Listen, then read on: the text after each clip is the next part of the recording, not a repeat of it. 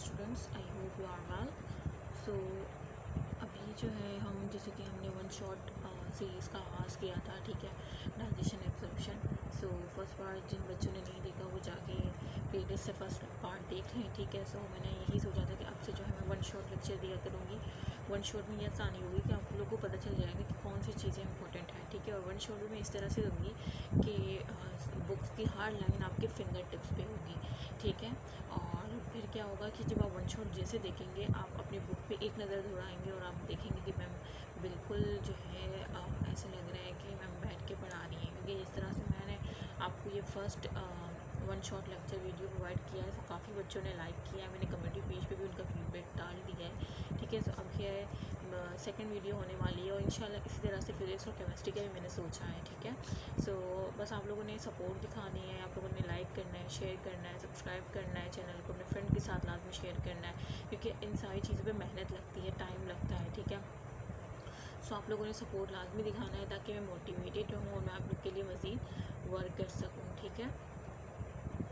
सो अब हम स्टार्ट करते हैं। ये तो मैंने आपको फर्स्ट लेक्चर जिसने देखा होगा उसको पता होगा कि मैंने ये सब जो है ऑलरेडी डिस्कस कर दिया है। बेसिक ऑर्गेनिजम्स क्या होती हैं, ठीक है, वाटर और ये सब मैंने सारे पार्ट्स बताए थे। सीक्वेंस वाइज किस तरह से बताया, उस पर भी एमसीक्यू आता है, सीक्वेंस दे दी जाती है, आपसे कहते हैं कौन सा सही ऑप्शन है। सो सब मैंने आपको बताया हुआ है। टीथ और टंग क्या है, मस्कुलर ऑर्गन है, ठीक है, ये सारे डाइजेशन के पार्ट सब एक्सप्लेन कर दिए। तो आज हमने लास्ट टाइम यहाँ पे छोड़ा था, तो आज ये सेकंड वीडियो लेक्चर है किसका, सेकंड पार्ट है digestion absorption one shot series का, ठीक है। सो हम यहाँ से स्टार्ट करेंगे। So let's start.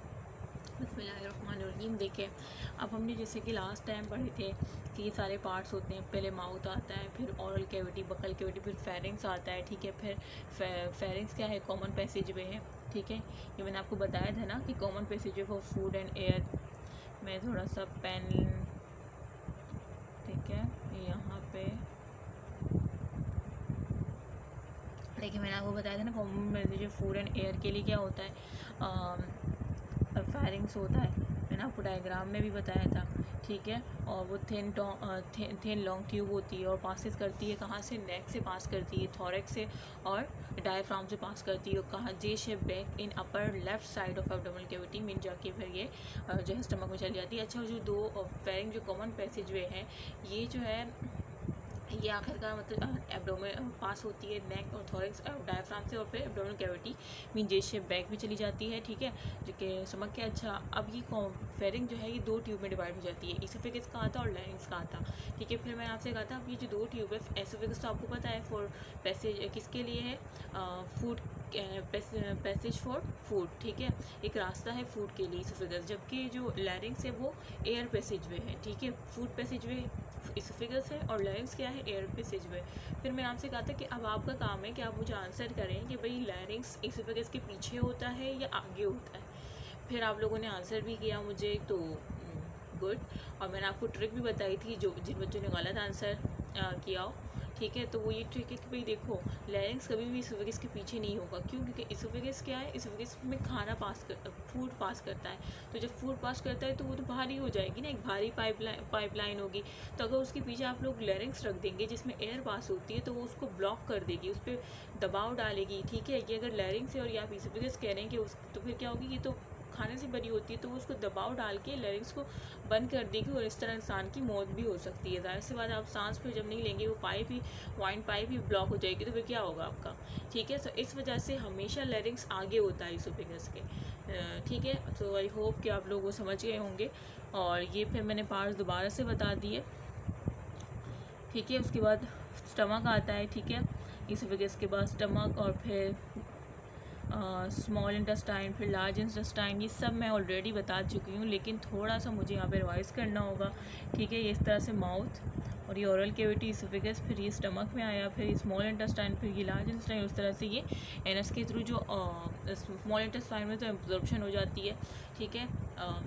और जो मतलब कि कौन से मटेरियल की जो कौन सी मटेरियल की, जो कि आपकी बॉडी के लिए ज़रूरी है, ठीक है। और जो वेस्ट प्रोडक्ट होता है वो एनएस के थ्रू बाहर चला जाता है थ्रू लार्ज इंटेस्टाइन, ठीक है। और इसके अलावा जो है ये देखिए पैरोटिड डक्ट कुछ पैरोटिड ग्लैंड कुछ ग्लैंड्स होते हैं, एसोसिएटेड ग्लैंड होते हैं जो हमारी एलिमेंट्री कैनाल है ना, इसके साथ कुछ एसोसिएटेड ग्लैंड होते हैं जो कि क्या करते हैं, हेल्प आउट करते हैं डाइजेशन में, ठीक है। तो इस तरह से एलिमेंट्री कैनाल के इर्द गिर्द हमारे एसोसिएटेड ग्लैंड होते हैं जो कि हेल्प आउट करते हैं डाइजेशन। तो इस तरह से डाइजेशन का पूरा प्रोसेस होता है। लास्ट टाइम हमने एलिमेंट्री कैनाल सब डिस्कस कर लिया था, अब हम इस वीडियो में उसकी डिटेल पढ़ेंगे, ठीक है। So let's start. देखिए अब क्या होते हैं, 4 रीजन्स होते हैं, ठीक है। 4 रीजन्स होते हैं किसके, स्टमक के। देखिए ये अगर मैं बनाऊँ यहाँ पे डायग्राम तो देखिए, सॉरी ये देखें, ठीक है। तो अब देखें इसमें जो है, अगर आप देखें कि इस वक्त स्टमक के कितने रीजन्स होते हैं, ये तो आपने पढ़ा भी होगा कि स्टमक के हमारे पास होते हैं 4 रीजन। एक होता है कार्डिक, ठीक है, एक होता है फंडिक, एक होता है बॉडी, एक होता है पाइलोरिक रीजन। अब जो कार्डिक होता है ना, कार्डिक वो पार्ट होता है जिसमें एसोफेगस जो है ना ओपन होता है। मतलब मैंने जैसे आपसे कहा पीछे वाले डायग्राम में कि भाई एसोफेगस जो है, जैसे कि अगर मैं ये बनाऊँ, बहुत गंदी डायग्राम बनी है,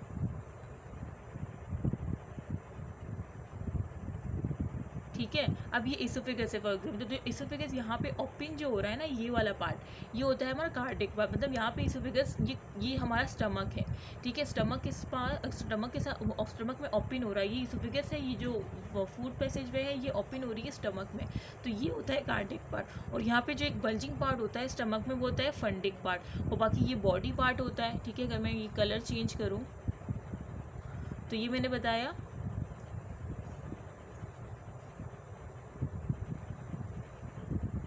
ठीक है। इस तरह से एक बल्जिंग पार्ट होता है, ठीक है। ये हमारा कौन सा पार्ट हो गया, कार्डिक पार्ट। जब यहाँ पे क्या होता है, जो इसोफेगस है वो स्टमक में ओपन होता है, और ये जो हमारा थोड़ा सा ये बल्जिंग टाइप होता है ना, ये हमारा फंडिक होता है। और ये क्या होती है, पूरी ये बॉडी होती है, ठीक है। और पाइलोरिक ये नीचे वाला होता है। पाइलोरिक कौन सा होता है, जो हमारी स्टमक जो है वो स्टमक जो है किस में ओपन वो करे, ओपन इनटू स्मॉल इंटेस्टाइन। मतलब ये वो रास्ता है जहाँ पे स्मॉल इंटेस्टाइन स्टार्ट हो जाती है, ठीक है। सो अब आपने रट्टा नहीं लगाना, आपने बेसिक करके पढ़ना है, ठीक है, कि भाई ये हमारा कौन सा पार्ट है। मैं ज़रा कलर चेंज कर लूँ ताकि डिफ्रेंशिएट हो सके। ये वाला कौन सा पार्ट है, ये हमारा है कार्डिक पार्ट, ठीक है। और ये फंडिक ये वाला बल्जिंग पार्ट है, ठीक है। और बॉडी पार्ट ये है जो बॉडी टाइप ये पूरा है, ठीक है। और पाइलोरिक कौन सा है, ये जो स्मॉल इंटेस्टाइन में ओपन हो रहा है, ठीक है। सो आई होप कि आप लोग समझ आ गए होंगे कि 4 रीजन होते हैं स्टमक के। उसके बाद हम चलते हैं किस पे, ड्यूडेनम पे, ठीक है। कि ड्यूडेनम के कितने होते हैं। सो ड्यूडेनम के कितने रीजन्स होते हैं, 3 रीजन्स। आपने स्टमक के देखा कि 4 रीजन है, कार्डिक, फंडिक, बॉडी, पाइलोरिक। अब जो ड्यूडेनम के रीजन है वो 3 रीजन्स है, सॉरी स्मॉल इंटेस्टाइन के जो रीजन्स है वो 3 रीजन्स है। फर्स्ट क्या है ड्यूडेनम, सेकंड क्या है जिजुनम, और थर्ड क्या है इलियम। ड्यूडेनम क्या होता है, सी शेप होता है, ठीक है। अगर मैं यहाँ पे आपको ड्रॉ करके दिखाऊँ तो ये ड्यूडेनम है, देखिए बिल्कुल सी शेप होता है, ये सी दिख रहा है आपको। ड्यूडेनम इस तरह से होता है। और जो जिजुनम होता है वो हाईली कॉइल होता है, मतलब लॉन्ग कॉइल होता है। इससे भी ज़्यादा जो कॉइल होता है वो हमारा इलियम होता है। इलियम बहुत ज़्यादा हाईली कॉइल होता है, ठीक है। सो ये क्या है, ये इलियम है। और ये जो है ये क्या है, ड्यूडेनम है। और ये क्या है, ड्यूडेनम है। तो ये 3 रीजन आपने देख लिए स्मॉल इंटेस्टाइन्स के। ये किसके हैं, स्मॉल इंटेस्टाइन। और ये आपने देख लिए स्टमक के, ठीक है। तो आपने स्टमक के 4 रीजन देख लिए, स्मॉल इंटेस्टाइन्स के 3 रीजन देख लिए। ड्यूडेनम सी शेप होता है, जिजुनम क्या होता है, लॉन्ग कॉइल पार्ट होता है, ठीक है। और उसके बाद जो है अगर मैं आपको दिखाऊं, इलियम दिखा दिया, जिजुनम दिखा दिया कि लॉन्ग इस तरह से होता है, ठीक है। और सी शेप होता है ड्यूडेनम। और इलियम क्या होता है, हाईली कॉइल होता है। सो ये सब आपको इसी वक्त याद हो गए होंगे आई होप, जिस तरह से मैंने आपको डायग्राम की। तो यहाँ पे हमने स्मॉल इंटेस्टाइन और स्टमक के रीजन्स देख लिए। अब हम नेक्स्ट चलते हैं। अब हम देखते हैं कि इसके कौन सा पार्ट बचता है। लार्ज इंटेस्टाइन बनता है। लार्ज इंटेस्टाइन के कितने, उसके भी 3 रीजन्स होते हैं। कौन कौन से, एक होता है सीकम, ठीक है, एक सीकम होता है, कॉलोन होता है, और रेक्टम होता है, ठीक है। अच्छा कॉलोन में क्या होता है, कॉलोन में जो है देखें पहले होती है असेंडिंग, उसके बाद होता है ट्रांसवर्स, फिर क्या होता है डिसेंडिंग, और फिर होता है सिग्मॉइड। तो ये इसके पार्ट है कॉलोन के, कि पहले वो असेंडिंग पार्ट होता है, फिर ट्रांसफर होता है, फिर डिसेंडिंग होता है, और फिर सिग्मॉइड पार्ट होता है। तो कॉलोन इस टाइप की होती है, ठीक है। और रेक्टम तो पता है आपको के लास्ट पार्ट जो होता है लार्जेस्ट रहेगा रेक्टम। और सीकम क्या होता है, सीकम भी आपको होता है ये ब्लाइंड सैक होता है, ठीक है। और इसमें क्या होते हैं, सिम्बॉइड माइक्रोब्स होते हैं, होस्ट, ठीक है। और वहाँ पे वर्निफॉर्म अपेंडिक्स, वर्निफॉर्म अपेंडिक्स तो आप लोग को पता ही होगा कि क्या होती है, एक फिंगर लाइक एक वेस्टिजियल ऑर्गन होता है। जो वर्निफॉर्म अपेंडिक्स है ये क्या है, एक वेस्टिजियल ऑर्गन होता है जो कि फिंगर लाइक होता है, बिल्कुल फिंगर लाइक होता है। और क्या करता है, ट्यूबुलर प्रोजेक्शन देता है। देखिए ये ट्यूबुलर प्रोजेक्शन ही दे रहा है ना इस तरह से, फिंगर लाइक। तो ये वर्निफॉर्म एक वेस्टिजियल ऑर्गन है, ठीक है। तो मैंने बताया कि सीकम में ब्लाइंड सैक होता है जो कि वहाँ पे माइक्रोब्स होते हैं जो कि होस्ट का काम करते हैं। और वर्निफॉर्म आपको पता है कि वेस्टिजियल ऑर्गन होता है। तो आपने 3 पार्ट भी देख लिए हैं, सीकम, कोलोन, रेक्टम। कोलोन में आपने फर्दर देखा, उसमें असेंडिंग होता है, ट्रांसफर होता है, डिसेंडिंग, और फिर सिग्मॉइड होता है, ठीक है। और रेक्टम लास्ट पार्ट होता है लार्जेस्ट इंटेस्टाइन का। तो ये सारे MCQs पॉइंट हैं, ये जो भी मैं बता रही हूँ बहुत इंपॉर्टेंट, जो भी इसमें इंपॉर्टेंट लाइंस बताई ये बहुत ज़्यादा इंपॉर्टेंट है, और ये एक निचोड़ है आपकी टेक्स्ट बुक का। उसके बाद हम आते हैं epiglottis. What is epiglottis? Epiglottis से आपको क्या समझ आ रहा है? देखें ग्लोटिस क्या होता है। जो ग्लोटिस में अगर आपको बताऊंगी, सिर्फ ग्लोटिस देख लें। ये जो ग्लोटिस होता है ना, ये क्या है ग्लोटिस? ग्लोटिस क्या है? ग्लोटिस एक ओपनिंग है किसकी, वाइन पाइप। वाइन पाइप कह लें या ट्रैकिया कह लें। ट्रैकिया क्या है, वाइन पाइप है ना, जिससे एयर पास होती है और फिर लंग्स के पास जाती है, ठीक है। वो मैं इंशाल्लाह आपको रेस्पिरेशन में इसी तरह से शॉर्ट लेक्चर दूंगी तो आपको समझ आ जाएगा। तो अब मैं क्या कह रही हूँ कि ये देखें, ये एक पाइप है और ये क्या है, वाइन पाइप है। इसकी जो ओपनिंग है ना, जाहिर सी बात है इसकी ओपनिंग है, कोई भी चीज़ यहाँ इन कर सकती है ना, तो ये एक ओपनिंग है। तो इस ओपनिंग को कहते हैं ग्लूटस, ठीक है। ग्लोटिस क्या है, ओपनिंग ऑफ ट्रैकिया। और वाइन पाइप देखिए यहाँ पे मैंने ब्रैकेट में मेंशन भी किया है, ठीक है।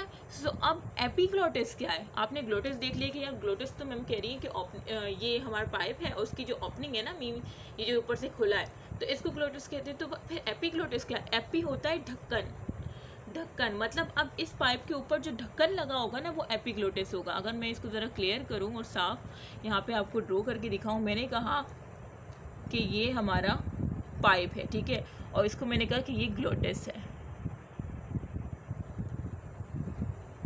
ठीक है। मैंने क्या कहा कि ये पाइपलाइन है, ओपनिंग ऑफ वाइन पाइप है, मीन ये हमारा ग्लोटिस है, ठीक है। ग्लोटिस मैंने आपको समझा दिया क्या होता है। उसके बाद मैं कह रही हूँ कि यार ग्लोटिस तो अगर ओपनिंग है ट्रैकिया की, ये वाइन पाइप की, तो फिर एपिग्लोटिस क्या है? एपी मतलब होता है ढक्कन, मतलब अगर मैंने यहाँ पे ढक्कन लगा दिया, देखिए ये एक ढक्कन टाइप है।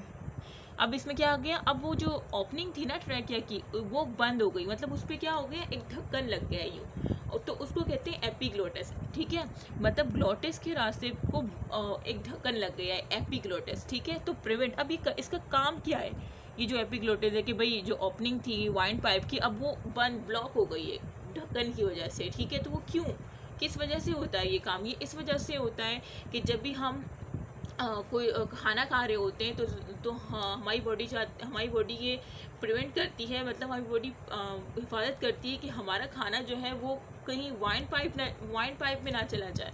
और इस तरह से बंदे की मौत भी हो सकती है अगर इसोफेगस में जाने के बजाय कि वो वाइन पाइप में चला जाए, तो फिर क्या होगा बंदे का, खुद सोचे। तो इस वजह से अल्लाह ताला ने इंतज़ाम बनाया है कि जब भी हम खाना खाते हैं तो अल्टीमेटली जो 2 पाइप्स होते हैं ना, इसोफेगस और वो, तो जो इसोफेगस के साथ जो दूसरा पाइप होता है जिसमें मैंने कहा कि ग्लोटिस होता है, मतलब ग्लोटिस ट्रैकिया जो होता है, ओपनिंग ऑफ ट्रैकिया या वाइन पाइप, तो उस पर क्या होता है, मतलब उसको हम ग्लोटिस कह लें, तो उस पर एक ढक्कन होता है। तो जैसे ही वो खाना आ रहा होता है ना, तो वो ढक्कन फ़ौरन करके यूँ उसको बंद कर देता है और फिर वो खाना इस पर गिरता है और यूँ जाता है इसोफेगस में। तो इसका मतलब ये एक प्रिवेंशन है आप लोग हम सब के लिए। इस वजह से कहते हैं कि वो खाना खाते वक्त बोलना नहीं चाहिए, क्योंकि इस हर चीज़ जो है इस्लाम ने हमारे फ़ायदे के लिए की है, लेकिन फिर भी हम अपनी करते हैं, तो बोलना नहीं चाहिए, ठीक है। सो अब आपको पता चल गया है कि एपिग्लोटिस क्या है। आपसे पूछ सकते हैं ग्लोटिस क्या है, MCQs आ सकता है ग्लोटिस क्या है, तो आपने आपने अगर ये सही से पढ़ा होगा कि ओपनिंग ऑफ ट्रैकिया या वाइन पाइप वो ग्लोटिस होती है, और उसके ऊपर जो ढक्कन होता है, तो जब वो आके लग जाता है तो हम कहते हैं कि एपीग्लोटिस हो गई है, ठीक है। मतलब ये ढक्कन लग रहा है, अब जो भी खाना आएगा वो यहाँ पे नहीं इंटर कर पाएगा, ठीक है, वो सीधा जाएगा ईसोफेगस में। इस तरह से प्रिवेंशन है ये क्या है, एक आपके लिए प्रिवेंशन मेजर है, ठीक है। तो prevent the entry of food into the glottis, glottis में जाने से रोकता है ड्यूरिंग स्वेलिंग, जब हम स्वेलिंग कर रहे होते हैं, ठीक है। और क्या होता है, स्फिंक्टर और muscular structure that regulate the partial digestion food. अब क्या होता है, आपको पता है कि एलिमेंट्री कैनाल में क्या होते हैं, स्फिंक्टर्स होते हैं, ठीक है। ये स्फिंक्टर्स का काम क्या है, ये एक मस्कुलर स्ट्रक्चर होते हैं जो कि क्या करते हैं, जो पार्शियली डाइजेशन फूड होता है ना उसको एलिमेंट्री कैनाल में पास आउट करते हैं, ठीक है। सो ये बात हो गई। अब हम नेक्स्ट चलते हैं। अब ये लेयर्स है, ठीक है, डिफरेंट लेयर आप पढ़ेंगे। सिरोसा हो गई, ठीक है, मस्कुलरिस हो गई, सब म्यूकोसा म्यूकोसा। उसके बाद फिर मैं मॉडिफिकेशन आपको बताऊंगी कि अब इनमें कौन सी लेयर में क्या मॉडिफिकेशन होनी है। पहले तो मैं आपको अगर लेयर्स बताऊं, ठीक है, मैं कोशिश कर रही हूँ कि आपको हर चीज़ बेसिक टिप्स पे आ जाए और रट्टे से आप बच सकें। उम्मीद है कि जिस तरह से मैंने पहले समझाया कोई भी उसमें रट्टे वाली बात नहीं थी, ठीक है। बहुत से बच्चे एपीग्लोटिस और ग्लोटिस से परेशान हो जाते, तो उसमें मैंने काफ़ी डिटेल में बात कर ली ऑलरेडी, ठीक है। अच्छा, आप देखेंगे जो लेयर्स हैं, देखिए सबसे पहले आप समझे कि म्यूकोसा क्या है, इनर मोस्ट लेयर है। आप समझे कि ये क्या है, ये म्यूकोसा है जो कि इनर मोस्ट लेयर है। अब इसके बाहर जो है लूज कनेक्टिव टिश्यू है, ठीक है, जिसमें क्या होती है, नर्व और ब्लड वेजल्स होते हैं, ठीक है, लिम्फ वेजल्स होते हैं। तो ये हमारी सब म्यूकोसा आ गई, ठीक है। अब सब म्यूकोसा के आउटसाइड क्या होती है, मस्कुलरिस होती है, ये हमारी मस्कुलरिस लेयर आ गई। अब मस्कुलरिस लेयर में भी क्या होते हैं, इनर सर्कुलर मसल्स होती है और आउटर लॉन्गिट्यूडिनल होती है, ठीक है। अगर इसको फिर मैं बाद में इसके पार्ट्स बताऊंगी, ठीक है। और सबसे आउटर मोस्ट जो होती है हमारे पास सिरोसा होती है। तो अब आपको समझ आ गया, ये सिरोसा है, ये मस्कुलरिस है, और ये सब म्यूकोसा है, और ये हमारी इनर मोस्ट क्या है, म्यूकोसा। तो अब आपने खुद देख लिया कि इनर मोस्ट म्यूकोसा है जो कि लाइन करता है ल्यूमेन को, और जो सब म्यूकोसा है सेकंड वाली वो क्या करती है, कनेक्टिव टिश्यू पे होती है मुश्तमिल, ठीक है। अब उसमें क्या होती है, उसमें नर्व, ब्लड और लिम्फ वेसल्स होते हैं। ये एमसीक्यूज आ जाता है कि कौन सी लेयर में नर्व, ब्लड और लिम्फ वेसल्स होते हैं, तो आपका आंसर क्या होना चाहिए, सब म्यूकोसा। और मस्कुलरिस में फर्दर दो होती है, इनर सर्कुलर मसल्स और आउटर लॉन्गिट्यूडिनल मसल। लेकिन जब मॉडिफिकेशन हमने देखी स्टमक की, तो उसमें कहा कि ऑब्लिक मसल लेयर भी होती है, ठीक है, जो इन दोनों के दरमियान, इनर सर्कुलर और आउटर लॉन्गिट्यूडिनल के दरमियान पाई जाती है, ठीक है। तो अब आपने 3 लेयर याद रखनी है कि मस्कुलरिस में क्या होती है, इनर सर्कुलर। देखिए अगर मैं ये मस्कुलरिस को, क्योंकि यहाँ पे अगर मैं करूँगी तो फिर आप समझ नहीं आएगा, मस्कुलरिस को अगर मैं ड्रॉ करके दिखाऊँ तो देखिए इनर सर्कुलर होगी, इनर क्या है, सर्कुलर है, लेकिन आउटर क्या है, लॉन्गिट्यूडिनल होगी, ठीक है। इस तरह से लॉन्गिट्यूडिनल इस तरह से होगी, ठीक है। और इसमें बीच में जो है ना ऑब्लिक होगी, तो ये मस्कुलरिस में फर्थर लाइंस होती है। अच्छा, उसके बाद आ जाते हैं हम, ये मॉडिफिकेशन मैंने आपको बता दी स्टमक की। और एक होता है इर्रेगुलर फोल्ड ऑफ म्यूकोसा, मतलब म्यूकोसा जो है ना उसके इर्रेगुलर फोल्ड्स भी होते हैं स्टमक में ही, तो उसको हम कहते हैं रुगे, ठीक है। तो अब एक पॉइंट आपने ये भी याद रखना है कि एक रुगे होता है जो कि इर्रेगुलर फोर्स होते हैं, ठीक है। और सेकंड क्या है कि स्मॉल इंटेस्टाइन में अगर हम मॉडिफिकेशन देखें, फिंगर लाइक फोल्डिंग होती है, देखिए इस तरह से फिंगर लाइक फोल्डिंग्स होती है, ठीक है। तो ये फिंगर लाइक फोल्डिंग्स क्या करती हैं, ये हमारे पास क्या होती है, स्मॉल इंटेस्टाइन में इस तरह से होती है, तो ये विलाए होते हैं। ये क्या होते हैं, विलाए, ये हमारे पास क्या होते हैं, विलाए होते हैं, ठीक है। अब ये जो विलाए ना, इसमें फर्थर माइक्रोस्कोपिक वो होते हैं, इस तरह से फर्थर माइक्रोस्कोपी लगे होते हैं, माइक्रोस्कोपिक स्ट्रक्चर होते हैं, जिसे हम क्या कहते हैं, माइक्रोविलाए, ठीक है, इस तरह से, ठीक है, माइक्रोविलाए। तो ये क्या करते हैं माइक्रोविलाए, ये गिविंग ब्रश बॉर्डर अपेयरेंस, मतलब ये ब्रश की तरह आपको अपेयरेंस देंगे, ठीक है। और इसका काम क्या होगा कि सरफेस एरिया को बढ़ा देगा, ठीक है। तो ब्रश की लाइक अपेयरेंस आपको ये प्रोवाइड करेगा।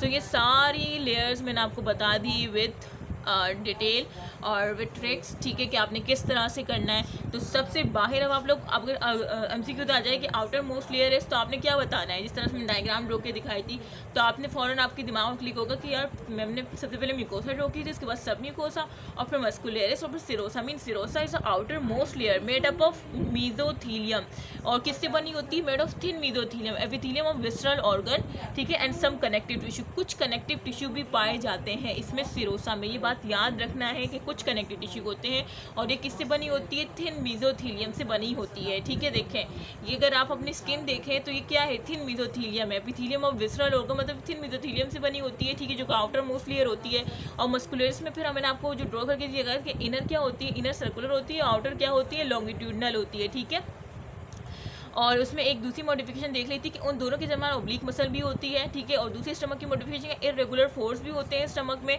जो कि रुगे कहलाते हैं। ठीक है, और ये रुगे हो गया, और ये जो स्मॉल इंटेस्टाइन में इर्रेगुलर फोल्डिंग होती है जो कि विलाए है।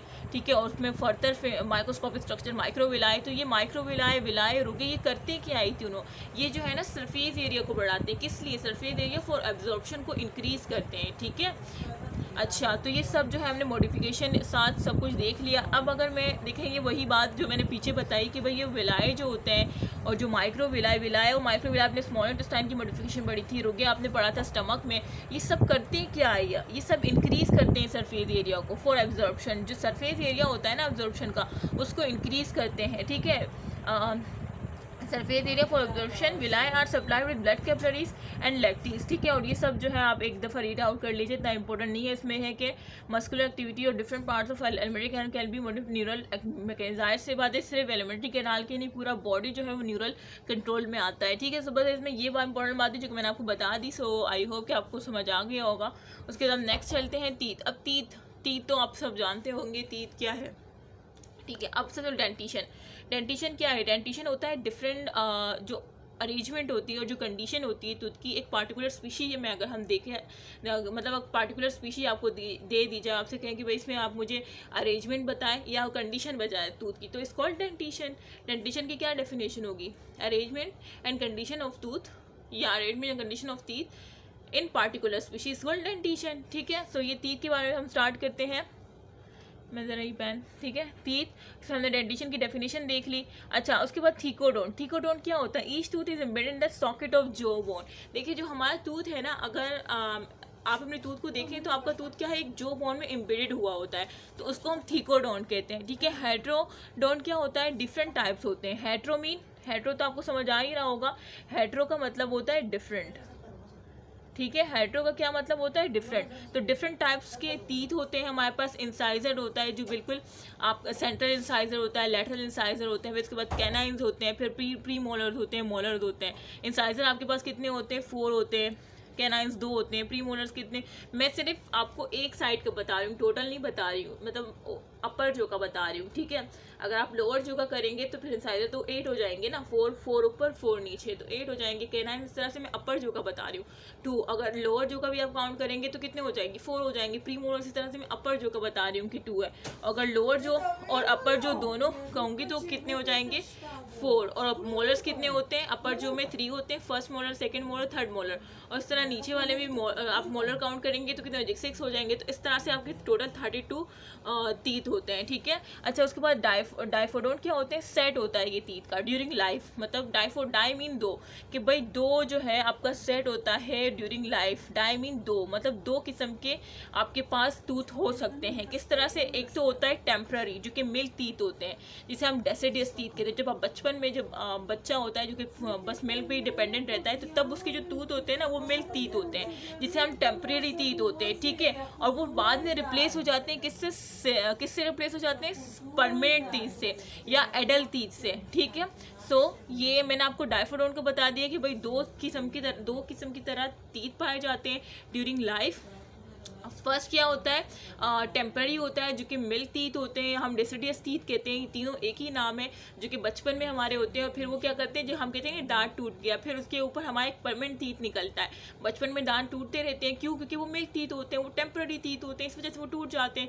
और अभी अल्हम्दुलिल्लाह अभी हम जैसे एडल्ट हो गए हैं तो हमारे सारे परमानेंट होते हैं। ठीक है, और दूसरा जो हमारा लास्ट थर्ड मोलर है जिसे हम विजडम टीथ कहते हैं, ये तो आपको पता होगा। तो विजडम टीथ जिसे अक्ल दांत कहते हैं। अक्ल दांत क्यों कहते हैं लास्ट थर्ड मोलर को, क्या उसमें उसकी वजह से हमारी अकल होती है, नहीं, ये उसका एक नाम है, उसकी वजह से कोई अकल नहीं होती। और वो 25 साल की उम्र में जो है ना वो निकल जाता है। ठीक है, और अगर कोई उसको निकलवाना चाहे, मतलब अगर कैरी